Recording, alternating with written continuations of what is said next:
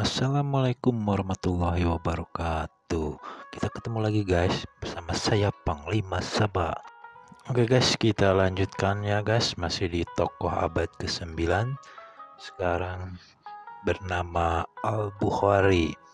Namanya udah gak asing. Ya betul, Al-Bukhari itu ulama hadis. Seperti biasanya guys, sebelum kita bahas, saya mau minta tolong bantu di like, di komen, di subscribe, kalau perlu di share ya, agar channelku semakin berkembang dan terus berkembang. Amin, barokallah. Terima kasih semuanya. Kawan-kawan YouTuber tahu nggak hadis itu apa? Ada perbedaannya antara hadis dan sunnah. Jadi hadis lebih ke ucapan, kalau sunnah lebih ke perilaku. Jadi pertanyaannya adalah perilaku siapa dan ucapan siapa? Perilaku dan ucapan di sini yang dimaksud adalah merajuknya kepada Nabi Muhammad. Jadi apa yang diucapkan dan apa yang dilakukan oleh Nabi Muhammad. Di kitab ini Al-Bukhari ini maaf tahunnya itu tahun 810 sampai 870 Masehi.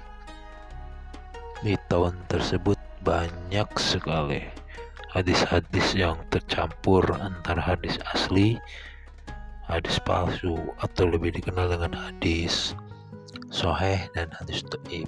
Hadis dhaif itu lemah. Jadi lemah bisa dikatakan palsu ya. Kenapa sih sampai ada istilah hadis palsu atau banyak orang yang memalsukan hadis?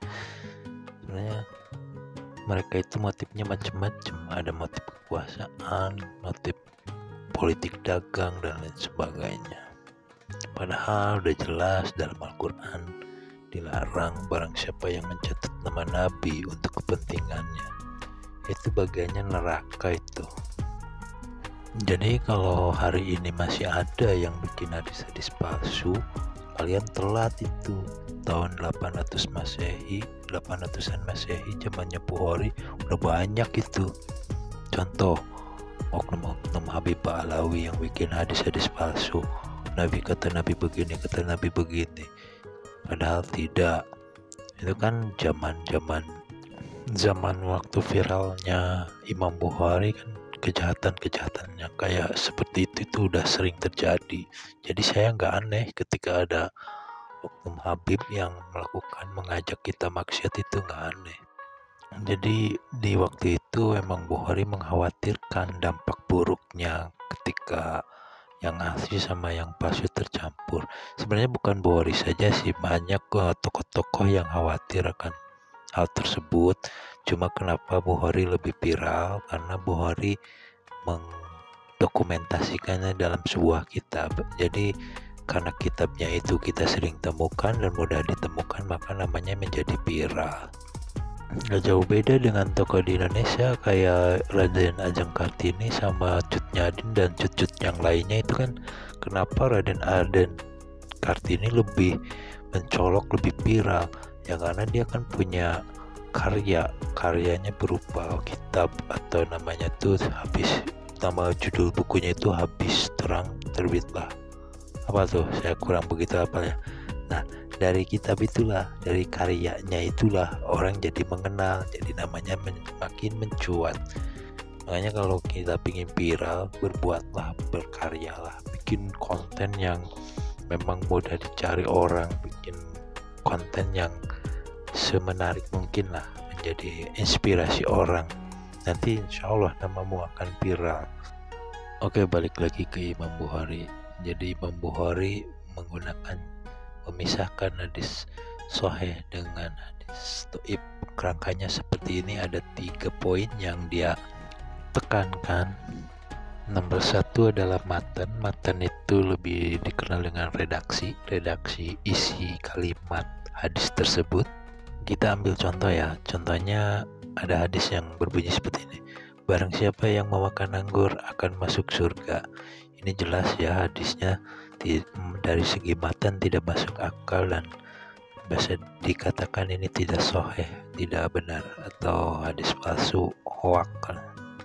Begitu juga sanad. Sanad itu adalah untayan dari mana mulut hadis keluar. Itu kan pertama ada susunannya, siapa dari mana diusut itu. Contoh hadis yang tadi ya, yang makan anggur maka masuk surga. Setelah diusut, pertama yang bilang seperti itu siapa, ternyata si fulan. Nah, orang-orang itu setelah diusut ternyata dia hanya pedagang anggur. Oh, jadi motifnya supaya anggurnya itu laku dijual, padahal Nabi tidak berkata demikian. Itu sanadnya, itu ngumpulnya itu di tukang anggur ternyata. Lantas rawi apa? Rawi itu nama orang-orangnya. Jadi kan kalau sanad itu susunannya. Nah, orang yang melakukan susunan itu kan pasti ada orangnya. Nah, nama orangnya itu disebut rawi. Namun ini kerangka umum ya. Adapun ada beberapa dua hadis yang matanya tidak masuk akal, tapi ini kategori sahih, ada itu karena dari asbabul wurudnya agak berbeda kan. Dua hadis itu saya pernah bahasnya di kisah sebelumnya, yakni tentang pelacur yang ngasih air minum anjing itu pada anjing, dan satu lagi pemuda yang mau tobat membunuh digenapkan 100 ulama gitu. Nah, ini dua ini teksnya atau matanya nggak masuk akal, tapi setelah diusut asbabul wurudnya, nah di situ agak lain, dan ulama sepakat bahwa itu adalah hadis sahih, hadis kuatnya, bukan palsu. Dari tiga kerangka ini teman-teman YouTube bisa mendeteksi sendiri ya, bisa memilah sendiri mana hadis sahih dan mana hadis palsu. Kalau ada kalimat muttafaq alaih atau hadis qudsi itu udah dijamin sahih ya. Berbanding sebaliknya, kalau ada yang bilang ini hadis ahad, ini hadis maudhu, ini hadis mursal, nah itu kategori hadis hoak ya, hadis palsu. Perbedaannya sederhana sih. Kalau hadis ahad itu wahid, yang menyebarkannya itu satu orang, berbeda dengan mursal. Nah, di sini kalau hadis mursal itu periwayatnya banyak tapi palsu ya, kayak tadi sekumpulan petani anggur mau membuat hoak supaya orang percaya. Kayak semacam kalau hari ini kan mohon maaf nih, Rhoma Irama ditelepon sama oknum, "Om, gini, lu jadi Habib aja." Tujuannya supaya dapat dukungan dari pengikut Rhoma Irama. Karena Rhoma Irama cerdas, dia tidak mau, dia mengatakan apa adanya.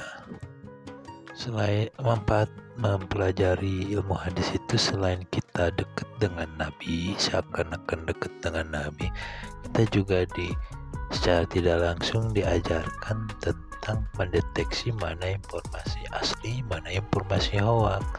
Kan? Karena bagaimanapun juga fitnah itu tidak bisa dihapus. Fitnah itu akan selalu ada dari Adam lahir sampai kiamat. Kan dulu pernah Nabi meminta doa agar fitnah itu ditiadakan, tapi kan gak dikabul. Waktu itu kan Nabi berdoa di Masjid Nabawi kan, dia gak dikabul. Makanya kalau ada fitnah-fitnah seperti itu dibukukan lah sebaiknya. Kayak Bukhari ini kan, informasi asli kitabnya sahih ini, kitabnya palsu yang ini, jadi kita enak. Nah, sekarang ada oknum Habib kan, ini kan yang mengkaitkan kepada Nabi, dikit-dikit kepada Nabi. Nah, ini harusnya ada tim pemerintah yang menyusun ini semua. Ini berita-berita palsu yang dibuat oleh oknum Ba'alawi gitu, ini didokumentasikan agar umat tidak tersesat gitu. Nah, ini kebenarannya seperti ini, cukup begitu aja ya. Pengikut Kiai Iman juga jangan terbakar emosi, serahkan saja kepada TNI. Kalau memang negara ini udah genting, udah gawat, udah oknum Habib udah semakin merajalela, semakin arogan, itu kan nanti pihak TNI akan turun tangan, instruksikan pada teman-teman. Udah santai aja, jangan terlalu menggas, rajin komunikasi sama bapak-bapak TNI aja lah. Kayak kemarin kan Pak TNI udah lebih tahu loh kalau untuk urusan negara. Kayak kemarin itu kan 2 organisasi yang arogan itu dibubarkan karena memang sangat membahayakan, karena gerakan-gerakan mereka itu kan udah di dalam pantauan oleh tentara. Jadi jangan terlalu meremehkan tentara itu udah lengkap sekarang alat-alatnya. Jadi santai aja lah, jangan terbawa emosi. Nanti tunggu perintah Pak Jenderal aja. Kalau misalkan Pak Jenderal udah habisi Habib oknumnya, ya kita turun, kita habisin, gitu aja lah ya. Kita jangan terlalu emosi, jangan terlalu inilah terbawa emosi oleh informasi yang nyeleneh. Ini lebih baik kita dekatkan dengan aparat TNI aja lah ya. Selain kita rajin komunikasi dengan Bapak TNI, kita juga harus berikan tanggung jawab yang sama kepada lurah setempat, camat setempat, bahwa jangan dikasih panggung lah. Jadi kan dia kejahatannya lewat dakwah. Nah, kita kasih tantangan lagi, dakwahnya dipersempit. Jadi ketika ada masuk ke daerah sini kan di situ pasti ada nama desanya, ada nama lurahnya. Kan kita bisa panggil lurahnya. Kalau misalnya lurahnya mengizinkan, kan bisa pecat lurahnya kan. Jadi kan orang itu daripada masyarakat terbodohi, lebih baik kita dicegah, itulah intinya. Jadi bisa digunakan sistem seperti itu. Jadi sama-sama menjaga lah. TNI menjaga, para aparat desa pun menjaga, agar kita tetap rukun, damai, tidak arogan ya. Jadi begitu guys, kalau kita mempelajari hadis ternyata ada manfaatnya juga.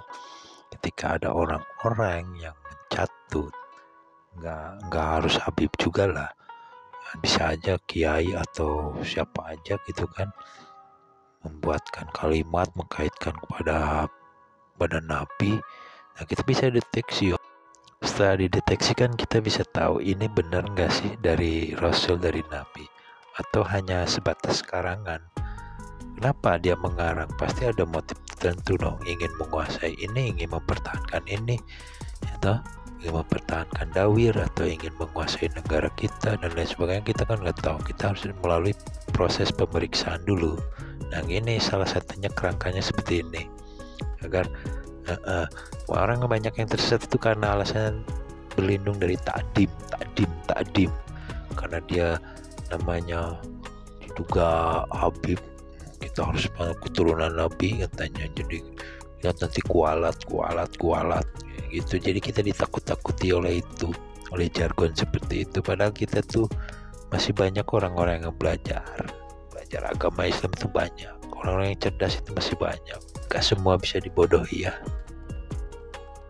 Oke guys, saya kira cukup ya, saya pikir cukup materi untuk kali ini. Bila ada yang kurang jelas bisa di typing aja ya di kolom komentar, maksud arahnya kemana, dan kita belajar sama-sama. Pun yang tersinggung mohon dimaafkan. Kalau misalkan ini referensinya kurang begitu lengkap ya, tolong dikasih referensinya, kita sharing lah ya. Sebenarnya hadis itu untuk apa? Apakah hadis itu kan tahun dulu ya, apakah di tahun sekarang ini masih berfungsi? Dan ternyata masih sih menurut saya kan, dengan kasusnya oknum-oknum Habib seperti itu kan, kita dapat terbantu dengan pengetahuan atau disiplin ilmu hadis ini. Oke, baik kawan-kawan, referensinya sudah habis. Jangan lupa yang baru menemukan channelku, bantu di like, comment, subscribe. Akhirul kalam, wabillahi taufiq wal hidayah. Wassalamualaikum warahmatullahi wabarakatuh.